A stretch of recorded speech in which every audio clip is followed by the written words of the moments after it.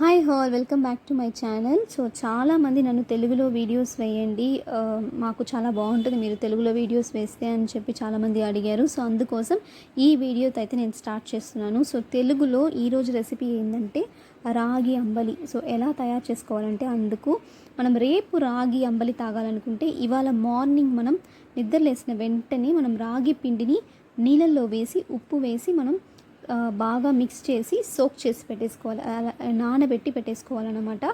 So measurement చూసారంటే ఒక glass నూకలు అంటే హాఫ్ బ్రోకన్ రైస్. సో ఒక గ్లాస్ నూకలకి హాఫ్ గ్లాస్ రాగి పిండి అయితే సరిపోతుంది. సో నేనైతే ఒక గ్లాస్ కాదు 3 గ్లాస్ నూకలు ఎత్తుకున్నాను. సో దట్ నేను 1.5 గ్లాస్ రాగి పిండి ఎత్తుకొని నేను తెల్లవారుజామునే లేసి దాన్ని నానబెట్టేశాను. సాయంకాలంగా ఒక 6 గంటలకి ఆ టైంకి ఎసురు అనేది పెట్టేసుకునేసి మనం నానబెట్టుకుంటాం కదా నూకలు అనేది మనం కాసే ఒక 2 గంటల సేపు ముందు నానబెట్టుకుంటే సరిపోతుంది. పొద్దునే నానబెట్టుకోవాల్సిన అవసరం లేదు. సో దాన్ని మనం వేసేసి గిన్నె చూసారంటే మనం ఇప్పుడు నేనైతే 3.5 గ్లాస్ నాకు మొత్తం పట్టింది కదా, అంటే నూకలు పిండి చేర్చి 3.5 గ్లాసు. దానికి నేను 5 అలాకులు ఉడికే గిన్నె అంటే 5 గ్లాసులు రైస్ ఉడికే గిన్నెని పెట్టుకున్నాను. సపోజ్ మీరు వచ్చి 1.5 గ్లాస్ ఎత్తుకున్నారంటే నూకలు పిండి చేర్చి మీరు వచ్చి అట్లీస్ట్ ఒక 2 గ్లాసులు బియ్యం ఉడికే ఒక గిన్నె ఎత్తుకున్నారంటే మీకు కంఫర్ట్గా ఉంటుంది.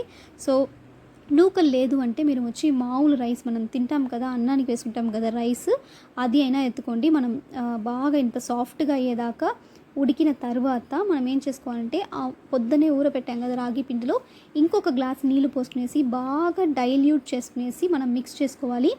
ఫ్లేమ్ అనేది మరీ లోలో ఉండకూడదు, మరీ హైలో ఉండకూడదు, మీడియం టు హైకి మధ్యలో ఉండిందంటే మనకు వచ్చి మిక్స్ చేసేటప్పుడు ఉంటలు కట్టకుండా ఆ పచ్చి వాసన అనేది లేకుండా ఈక్వల్గా ఈవెన్గా కుక్ అవుతుంది మన అంబలి అనేది.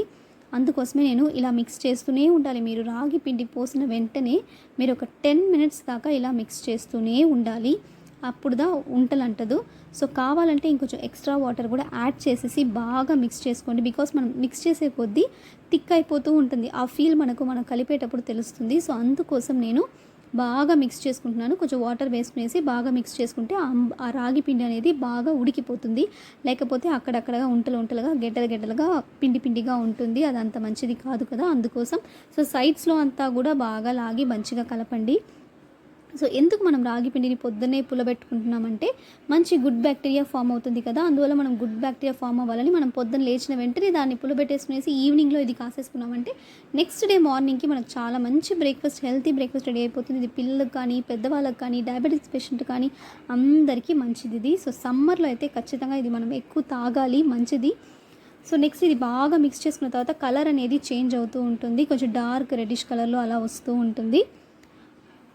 ఇలా బాగా మిక్స్ చేసుకునేసి ఇప్పుడు ఈ స్టేజ్ వచ్చినప్పుడు మనం ఏం చేయాలంటే సిమ్లో పెట్టేసి బాగా కుక్ చేసుకోండి. ఒక 5 మినిట్స్ వన్స్ వచ్చి మన చేతుల్ని ఇలా నీళ్ళలో తడిపి టచ్ చేసి చూస్తూ ఉండండి ఎవ్రీ 5 మినిట్స్కి.